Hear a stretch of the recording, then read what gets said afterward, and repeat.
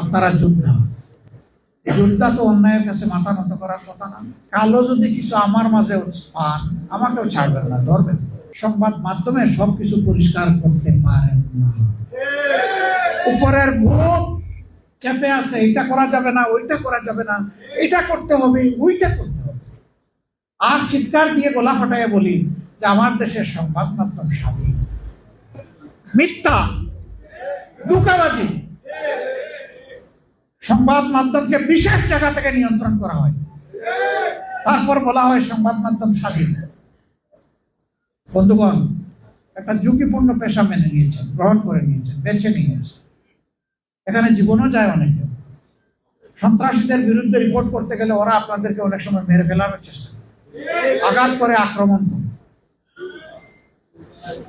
কোনো news cover করতে গিয়ে অনেক সময় আপনারা আক্রান্ত হন, আপনাদের ক্যামেরা আক্রান্ত হন। চ্যালেঞ্জিং জবে আছে। আপনারা যোদ্ধা। যোদ্ধা তো অন্যায়ের কাছে মাথা নত করার কথা না। আপনারা বুক টান করে, সবসময় বলি, আজও বলছি, সাদাকে সাদা বলুন, কালোকে কালো বলুন। এই কালো যদি কিছু আমার মাঝে পান, আমাকেও ছাড়বেন না, ধরবেন। তাহলে সবাই সোজা হয়ে যাবে। একটা দেশের সংবাদ মাধ্যম যদি সঠিকভাবে তার দায়িত্ব পালন করে, তাহলে সেই দেশের ফ্যাসিবাদ জন্ম নেওয়ার কোনো প্রশ্নই